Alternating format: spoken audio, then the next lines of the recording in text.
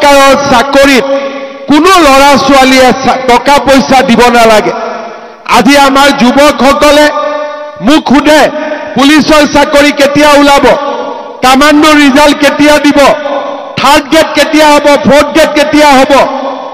Assam police 10 October আৰু নতুন vacancy লাগে। তই দৌৰি আছ, ঠিক আছে, যা নতুন ভেকেন্সিও দি দিম, হ'ব।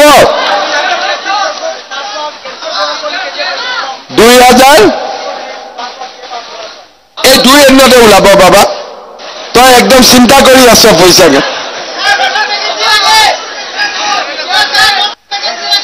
হা হা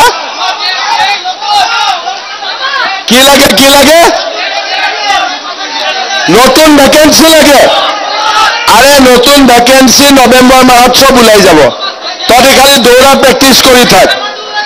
কামাণ্ডো, বাপৰে ই কামাণ্ডো হৈ আছে। কামাণ্ডো সঁচা হ'ব পাৰিবি? তোৰ হাইট কিমান আছে? ঠিক আছে, ৰাতিপুৱা দৌৰ, ঠিক আছে, প্ৰেক্টিচ কৰ ধুনীয়াকৈ, কামাণ্ডোৰ ভেকেন্সি ওলাই দিম, হ'ব। অলপ বেছি দিব লাগে।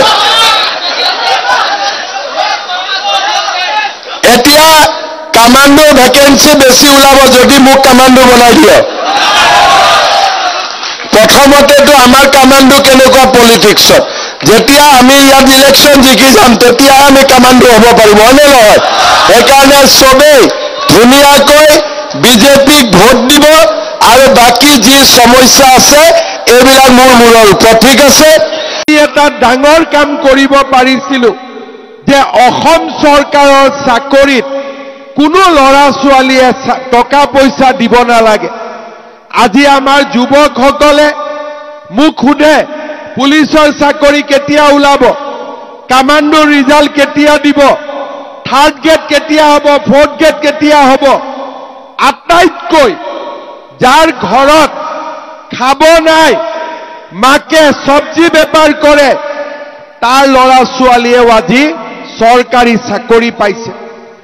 আজি দিছপুৰত যদি আমি দুৰ্নীতি নোহোৱাকৈ সকলো জাতি উপজাতিক চাকৰি দিব পাৰো, কোকৰাঝাৰ আৰু বিটিআৰতো আমি সকলো জাতি উপজাতি দুখীয়া মানুহৰ বাবে চাকৰিৰ আমি ব্যৱস্থা কৰিব লাগিব।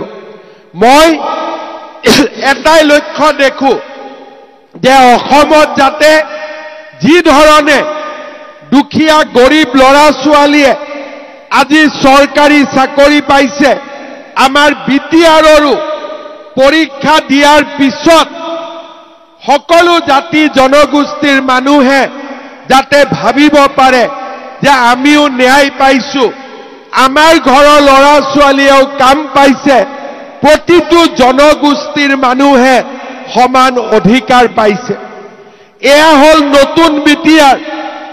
26টা জনগোষ্ঠীৰ ৰাইজে যেতিয়া মনত ভাবিব যে এইখন আমাৰ বিটিআৰ, মিটিং কৰিলে নহব, সেমিনাৰ কৰিলে নহব, 26টা জনগোষ্ঠীৰ ৰাইজে চাকৰিৰ অধিকাৰ পাব লাগিব, মাটিৰ অধিকাৰ পাব লাগিব, আৰু তেতিয়াহে বিটিআৰত সমতা স্থাপন হ'ব।